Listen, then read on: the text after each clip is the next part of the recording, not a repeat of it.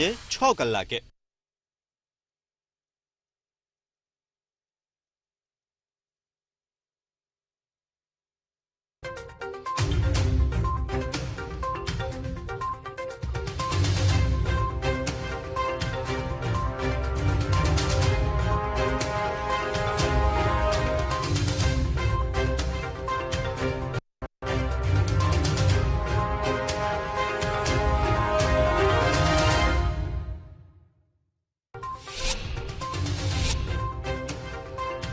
कोलकाता दुष्कर्म हत्या केस में गुजरात में विरोध, सूरत, अमदावाद, वडोदरा, भावनगर सहित तबीबों हड़ताल।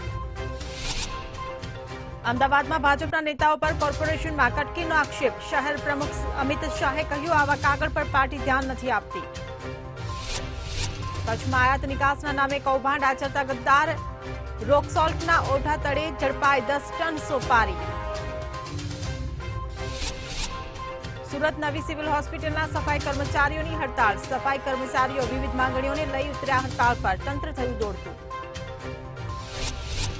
जूनागढ़नी सिविल में डॉक्टर ने मार मारवामां आव्यो, डॉक्टर सहित 2 नर्सिंग स्टाफ घायल, 8 शख्सों सामे फरियाद, 3 शख्सों की पोलीसे करी अटकायत। हवामान विभाग की आगाही, आज बनासकांठा, साबरकांठा में येलो एलर्ट, કેટલાક जिल्लामां हळवाथी मध्यम वरसादनी आगाही।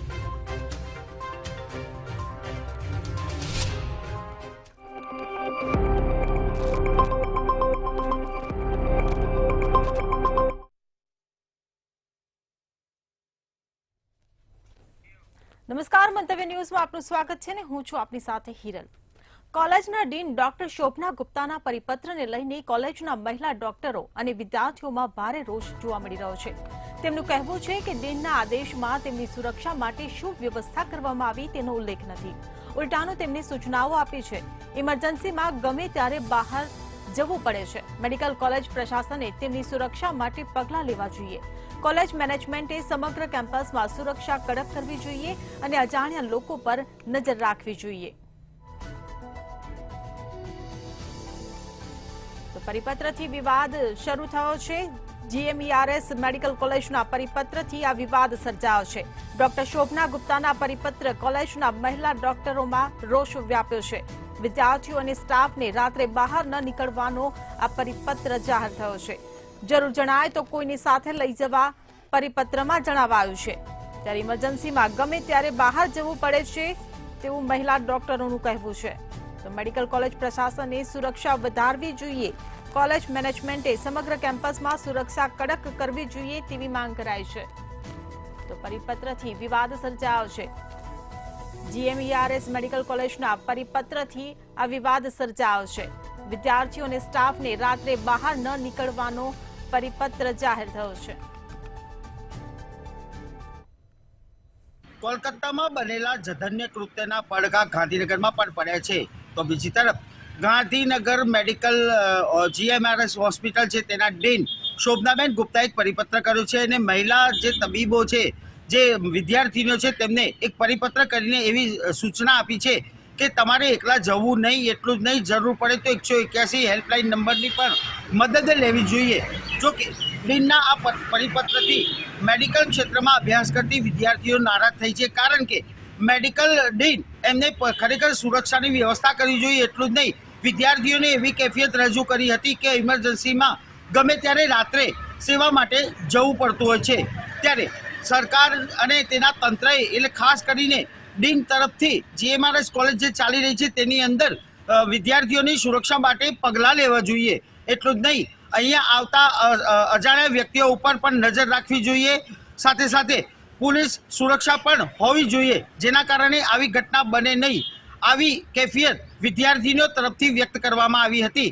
જોકે આ ઘટનાના ઘેરા પ્રત્યાઘાત પડ્યા છે, એટલે ગાંધીનગરમાં આવી ઘટના બને નહીં તેના ભાગરૂપે જીએમઆરએસ કોલેજ મેડિકલ ગાંધીનગરના ડીન શોભનાબેન ગુપ્તાએ પરિપત્ર કરીને જે મહિલા વિદ્યાર્થીનીઓ છે, તબીબી ક્ષેત્રમાં અભ્યાસ કરી રહી છે, તેમને રાત્રે બહાર નહીં જવા માટેની સૂચના આપી છે।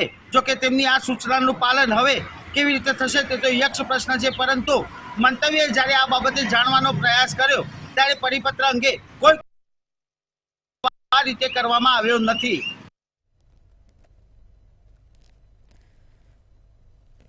તો જીએમઈઆરએસ મેડિકલ કોલેજના પરિપત્રથી વિવાદ સર્જાયો છે. ડોક્ટર શોભના ગુપ્તાના પરિપત્ર કોલેજના મહિલા ડોક્ટરોમાં રોષ વ્યાપ્યો છે. વિદ્યાર્થીઓ અને સ્ટાફને રાત્રે બહાર ન નીકળવાનો પરિપત્ર જાહેર કરવામાં આવ્યો છે.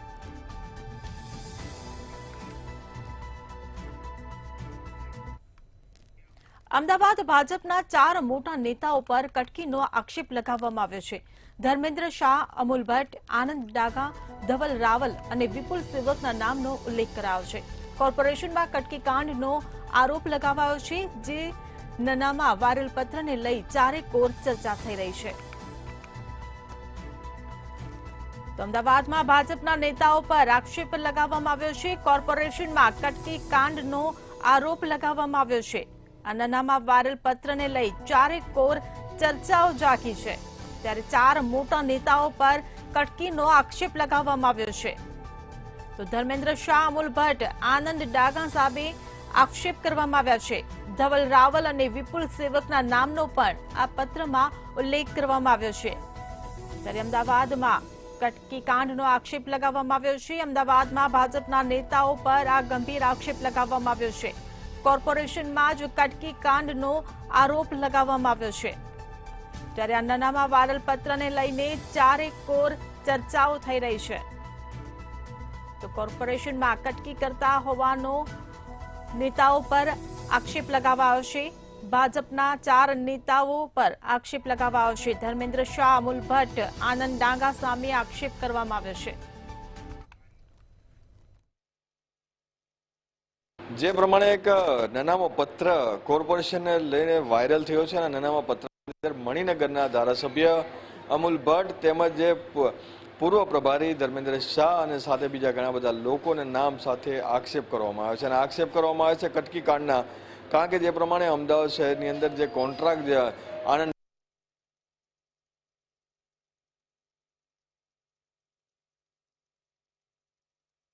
ચાલી રહ્યા છે, એમટીએસ ની અંદર હોય, કોર્પોરેશનના સોલિડ વેસ્ટ વિભાગની અંદર તમામ જગ્યાઓ પર ફક્ત એક જ વ્યક્તિની ગાડી ચાલી રહી છે અને તેની અંદર જે 4 લોકો છે તે ક્યાંક કટકી કરતા હોય તેવા પણ આક્ષેપ કરવામાં આવે છે. આ સાથે મહિલાઓને લઈને પણ વિવાદિત ટિપ્પણી કરવામાં આવી છે, તેવા પણ મહિલાઓ પરના પણ આક્ષેપ કરવામાં આવે છે. અને સાથે સાથે જ આના સિવાય કેટલા આ તમામ લોકો ક્યાં ક્યાં કોન્ટ્રાક્ટ કરીને કટકી કરી અને પોતાના ઘરના પૈસા જે બનાવતા હોય તેવા આક્ષેપ આ પત્રની અંદર કરવામાં આવ્યા હતા. પત્ર મળતાની સાથે જ તમામ જગ્યાઓ પર આ પત્રને લઈને વિવાદો સર્જાયા હતા અને આ પત્ર એટલો ગરમાવો લાવ્યો કોર્પોરેશનની અંદર કે આ પ્રમાણે જે કૌભાંડ છે તે ચાલી રહ્યું છે અને આ કૌભાંડની અંદર ધર્મેન્દ્ર શાહ જેવા મોટા જે નેતા છે તેની હકાલપટ્ટી પણ કરી દેવામાં આવી છે.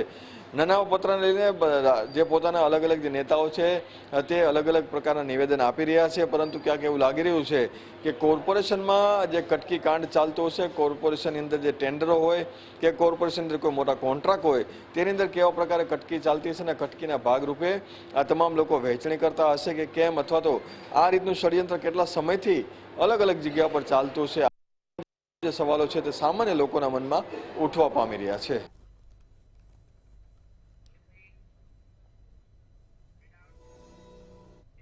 રાજકોટ જિલ્લા ભાજપ પ્રમુખે નિવેદન આપતા કહ્યું હતું કે ગણેશ આપણી વચ્ચે આવવાના છે તો એમના માટે પણ એક કાર્યક્રમ રાખવો જોઈએ. પવિત્ર શ્રાવણ માસમાં ભગવાન શિવને પ્રાર્થના કરીએ છીએ કે આપણા તાલુકામાં, આપણા ગામમાં જ્ઞાતિ જાતિના ક્યાંય વાડા નથી. આપણા તાલુકામાં આવીને આવી એકતા વધે તેવી ભોળાનાથની પ્રાર્થના કરીએ છીએ. તો ભાજપ પ્રમુખનું નિવેદન સામે આવ્યું છે. રાજકોટ જિલ્લા ભાજપ પ્રમુખે નિવેદન આપ્યું છે. ગણેશ ગોંડલ આપણી વચ્ચે આવવાના છે તે પ્રકારનું નિવેદન આપ્યું છે. એમના માટે પણ એક કાર્યક્રમ રાખવો જોઈએ. આપણા તાલુકામાં જ્ઞાતિ જાતિના વાડા નથી અને તાલુકામાં એકતા વધે એવી ભોળાનાથને પ્રાર્થના, આ પ્રકારનું ભાજપ પ્રમુખે નિવેદન આપ્યું છે, જે ખૂબ જ વાયરલ થઈ રહ્યું છે. તો ભાજપ પ્રમુખનું નિવેદન સામે આવ્યું. ભાજપ જિલ્લા અધ્યક્ષ અલ્પેશ ડોલરિયાનું એક મહત્વપૂર્ણ નિવેદન છે તે સામે આવ્યું છે અને આ નિવેદન ખૂબ જ વાયરલ થયું છે. આ નિવેદનને લઈને પણ ચર્ચાનો વિષય બન્યો છે.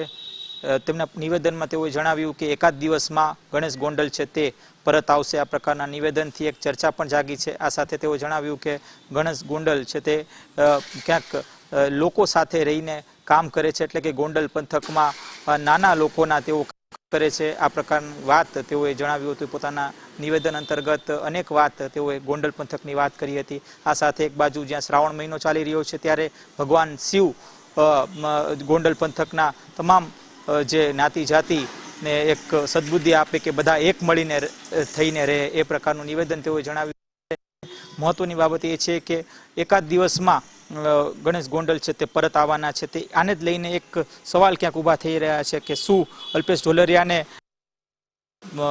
ખબર છે કે તેઓ જેલમાંથી બહાર નીકળવાના છે કે નહીં આને જ લઈને એક અત્યારે રાજકારણ પણ ગરમાયું છે ચોક્કસથી વિપક્ષ છે તે આરોપ કરી રહ્યા છે અલ્પેશ ઢોલરિયા ઉપર તો ગોંડલમાં ભાજપ પ્રમુખનું નિવેદન સામે આવ્યું છે રાજકોટ જિલ્લા ભાજપ પ્રમુખે જે નિવેદન આપ્યું છે તે નિવેદનથી ચર્ચાઓએ જોર પકડ્યું છે ગણેશ ગોંડલ પરત આવશે તે પ્રકારનું તેમનું આ નિવેદન ટોક ઓફ ધ ટાઉન બન્યું છે ત્યારે આ નિવેદનને કારણે ગોંડલના રાજકારણમાં પણ ક્યાંક ને ક્યાંક ગરમાવો જોવા મળી રહ્યો છે ગણેશ ગોંડલ આપણી વચ્ચે આવવાના છે તેવું તેમણે નિવેદન આપ્યું છે જૂનાગઢની સિવિલમાં ડોક્ટરને માર મારવાનો મામલો સામે આવ્યો હતો મૃતકના પરિવારજનો દ્વારા માર માર્યો હતો જેમાં ડોક્ટર સહિત 2 નર્સિંગ સ્ટાફ ઘાયલ થયા હતા ત્યારે આ મામલે માર મારનાર 8 શખ્સો સામે ફરિયાદ નોંધાઈ છે જેમાં 3 શખ્સોની પોલીસે અટકાયત કરી છે તેમજ અન્ય આરોપીઓને પકડવા પોલીસે જુદી જુદી ટીમો બનાવી છે તો સિવિલમાં માર મારવાનો મામલો સામે આવ્યો હતો જૂનાગઢની સિવિલમાં ડોક્ટરને માર મારવાનો મામલો પ્રકાશમાં આવ્યો હતો મૃતકના પરિવારજનો દ્વારા ડોક્ટરને માર મારવાની આ ઘટના સામે આવી હતી ત્યારે ડોક્ટર સહિત 2 નર્સિંગ સ્ટાફ આ સમગ્ર ઘટનામાં ઘાયલ થયો હતો માર મારનાર 8 શખ્સો સામે પોલીસ ફરિયાદ નોંધવામાં આવી તો ઘટનામાં 3 શખ્સોની પોલીસે હાલ અટકાયત કરી લીધી છે તો અન્ય આરોપીઓને પકડવા પોલીસે ટીમો બનાવી છે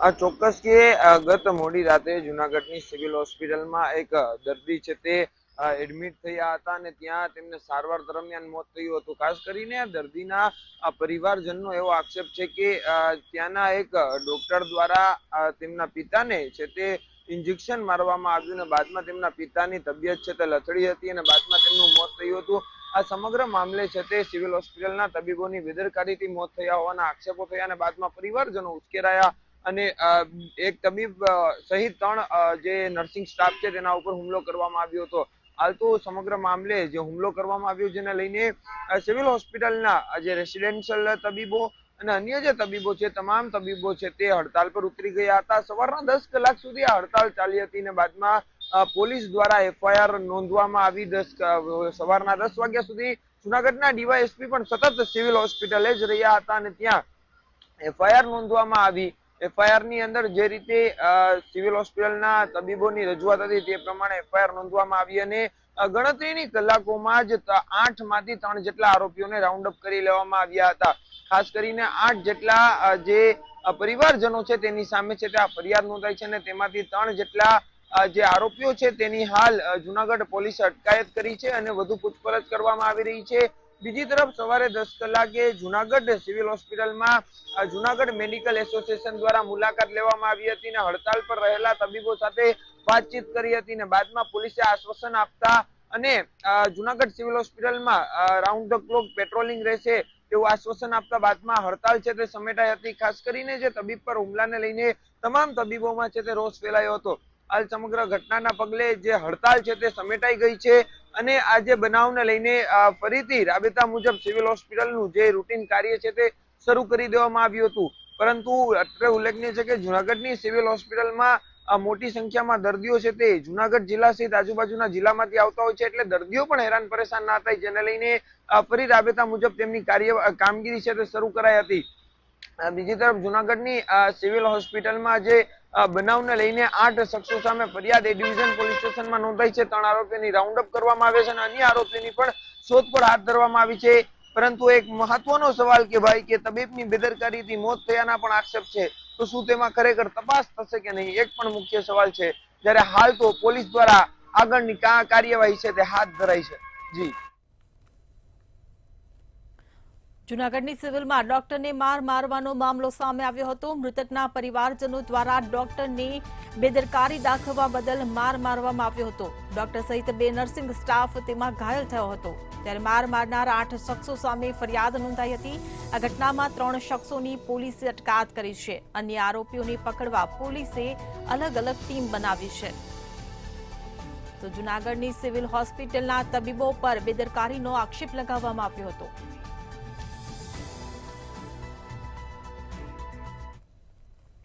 ભાવનગર સેન્ટ્રલ જીએસટીનું મસમોટું ઓપરેશન હાથ ધરવામાં આવ્યું હતું. ત્યારે દરોડા દરમિયાન 4 પેઢીઓની તપાસ હાથ ધરવામાં આવી હતી, જેમાં પેઢી માત્ર કાગળ પર હોવાની વિગતો સામે આવી હતી.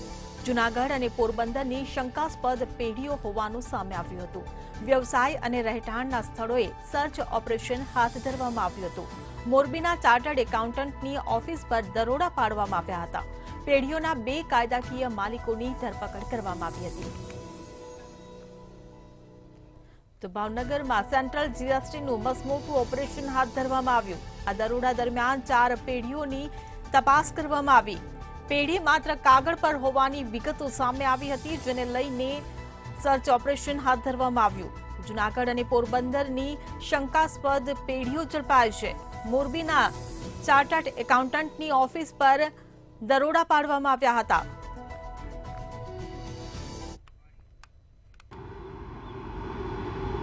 જી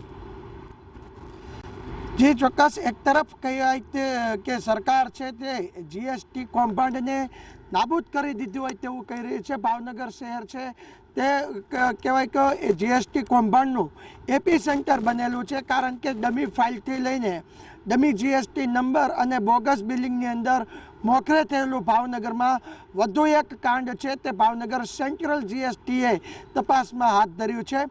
ખાસ કરી વાત કરીએ કે જે રીતના ભાવનગર સેન્ટ્રલ જીએસટી દ્વારા જે તપાસ કરવામાં આવી છે તેની અંદર બોગસ બિલિંગ કરીને 6 કરોડ ઉપરનો જે રિફંડ મેળવવાની જે કૌભાંડ છે તેને ઝડપી પાડવાનું એક ઓપરેશન હાથ ધર્યું હતું. જે ઓપરેશનની અંદર જ્વેલરીના જે ઇન્વિટેશન જ્વેલરીના જે વિક્રેતા હોય છે તેના નામ આવ્યા હતા સામે, જેને લઈને સેન્ટ્રલ જીએસટી દ્વારા જૂનાગઢ અને પોરબંદરમાં તપાસ હાથ ધરવામાં આવી હતી. જેમાં પોરબંદર અને જૂનાગઢના 2 વેપારીઓ છે તેના જે ગોદામ છે, તેમનું ઘર છે, ઓફિસની અંદર સર્વે હાથ ધરવામાં આવ્યો હતો. અને આ સર્વેની અંદર તમામ જે કૌભાંડ છે તેનું માસ્ટર માઇન્ડ જે કહેવાય તો કે એક સીએ એટલે કે મોરબીનો એક સીએ છે તેનું નામ સામે આવ્યું હતું. આ મોરબીના સીએને ઝડપી લેવામાં આવ્યો હતો. કે આજે અમદાવાદ, પોરબંદર અને જૂનાગઢના 2 જે વેપારીઓ છે તેને જીએસટી દ્વારા જેલ હવાલે કરવામાં આવ્યા છે. પરંતુ જે સીએ છે તે સીએને કહેવાય કે હજી વધુ તપાસ માટે કોર્ટમાં મુદતમાં રિમાન્ડ માંગવામાં આવી હતી. અને આની જે રિમાન્ડ છે તે 3 દિવસની મંજૂર થઈ છે. ત્યારે જોવાનું એ રહ્યું કે હવે આ સીએએ આ 4 પેઢીની સાથે જ કહી શકાય કે બોગસ બિલિંગની કામગીરી કરી હતી કે અન્ય જે પેઢી છે કે અન્ય બીજી કેટલી પેઢીઓ છે કે એ પેઢીઓની અંદર કેટલા રૂપિયાનું જીએસટી કૌભાંડ છે તે આચરવામાં આવ્યું હતું. તે આવનારા રિમાન્ડ બાદ તપાસમાં માલુમ પડશે. જી.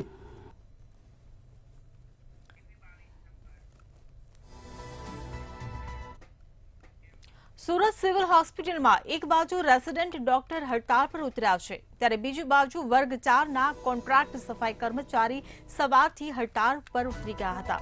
200થી વધુ સફાઈ કર્મચારીઓ વિવિધ માંગણીઓને લઈને હડતાળ પર ઉતરી ગયા છે. સફાઈ કર્મચારીઓ આરએમઓ ઓફિસની બહાર રોડ પર બેસી વિરોધ નોંધાવી રહ્યા હતા. કર્મચારીઓ હડતાળ પર ઉતરી જતા તંત્ર દોડતું થઈ ગયું હતું. તો સુરતમાં નવી સિવિલ હોસ્પિટલના સફાઈ કર્મચારીઓ હડતાળ પર ઉતર્યા. એક તરફ રેસિડેન્ટ તબીબ ને બીજી તરફ સફાઈ કર્મીઓની હડતાળ. ત્યારે સફાઈ કર્મચારીઓ વિવિધ માંગણીઓને લઈને હડતાળ પર ઉતર્યા હતા. આરએમઓ ઓફિસની બહાર જ રોડ પર બેસીને સફાઈ કર્મચારીઓએ વિરોધ નોંધાવ્યો હતો. કર્મચારીઓ હડતાળ પર ઉતરી જતા તંત્ર પણ દોડતું થયું હતું.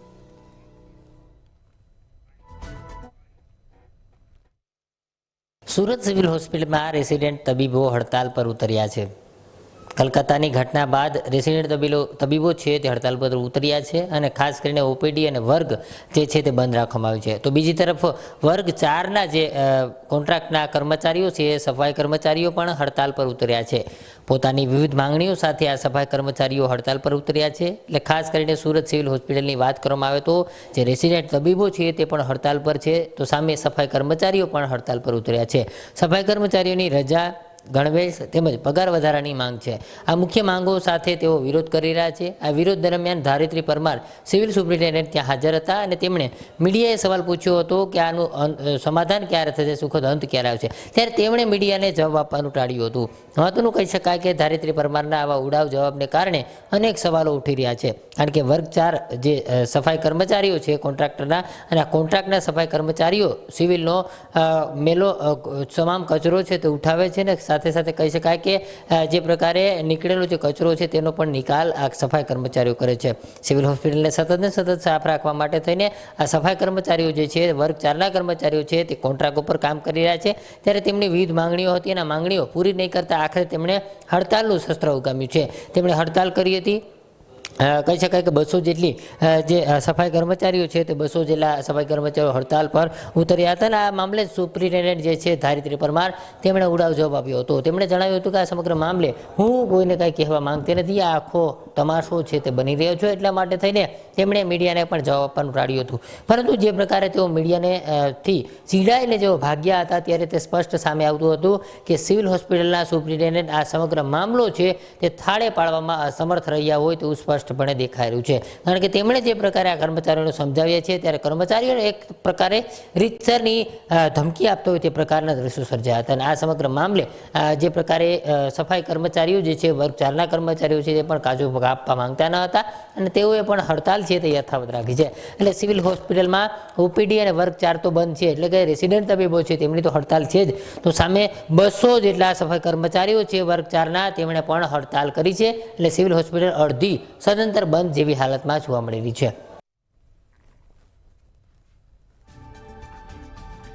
સુરતમાં નવી સિવિલ હોસ્પિટલના સફાઈ કર્મચારીઓ હડતાળ પર ઉતર્યા છે. એક તરફ રેસિડેન્ટ તબીબ અને બીજી તરફ હવે સફાઈ કર્મીઓની હડતાળ સામે આવી છે. સફાઈ કર્મચારીઓ વિવિધ માંગણીઓને લઈને હડતાળ પર ઉતર્યા છે. વડોદરામાં ગણેશ મંડળો અને પોલીસ સામસામે થઈ હોવાના દ્રશ્યો સામે આવ્યા હતા. ગણેશજીની આગમન સવારી પર પોલીસે રોક લગાવી હોવાનું સામે આવ્યું હતું. ત્યારે પોલીસે રોક લગાવતા ગણેશ મંડળો આંદોલનના મૂડમાં જોવા મળ્યા હતા. ત્યારે પોલીસ કમિશનરે ગણેશ મંડળો સાથે પ્રતાપનગર પોલીસ હેડક્વાર્ટર ખાતે બેઠક કરી હતી, જેમાં ડીજેના અવાજ, કૃત્રિમ તળાવમાં જ વિસર્જન, નિર્ધારિત રૂટ પર સમય મુજબ યાત્રા જેવા મુદ્દા મુખ્ય રહ્યા હતા. ગણેશ મંડળો પોલીસને સહકાર આપવા માટે તૈયાર પણ થયા છે.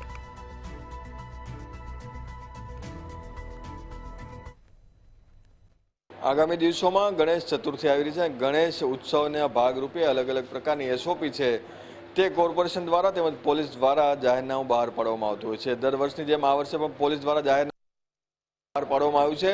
તેને લઈને આયોજક અને પોલીસ વચ્ચે ગરમાહટભર્યો માહોલ સર્જાઈ રહ્યો છે અને બંને વચ્ચે એક વિવાદ પણ સર્જાયો છે. સાથે સાથે જે ગણેશ પંડાલના જે સંચાલકો છે તેઓ પરવાનગી માંગવા માટે જ્યારે ગયા હતા ત્યારે તેઓને કડવો અનુભવ થયો હતો અને સાથે સાથે જ તેમણે પોલીસ ઉપર પણ આક્ષેપો કર્યા હતા. સાથે ગણેશ જે પંડાલ જે કરતા આયોજકો છે તેના દ્વારા કહેવામાં આવે છે કે અમે પરવાનગી માંગી રહ્યા છે, ભીખ નથી માંગી રહ્યા. દર વર્ષે અમે આ પ્રમાણનું આયોજન કરીએ, પરંતુ સાથે પોલીસ એવું કહી રહી છે કે ટ્રાફિક નિયમન અને સાથે સાથે જે તમામ જે ભીડ એકઠી થઈ રહી છે, આગ ના લાગે તે માટેની તકેદારી, આ તમામ વસ્તુઓ છે સામાન્ય લોકોના જીવ માટે જરૂરી છે. એટલા માટે આ તમામ પ્રકારની જે જાહેરાત છે તે કરવામાં આવી છે, જાહેરનામું બહાર પાડવામાં આવ્યું છે. હાલ બંને વચ્ચે ગરમાગરમીનો માહોલ જોવા મળી રહ્યો છે.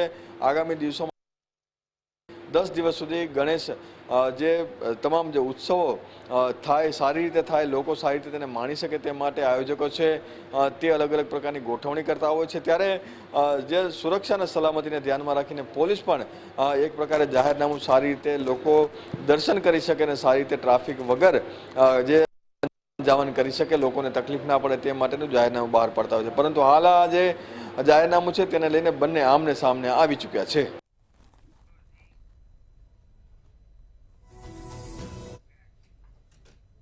તો હાલ સિટી લાઈવમાં બસ આટલું જ. વધુ સમાચાર માટે જોતા રહો મંતવ્ય ન્યૂઝ. નમસ્કાર.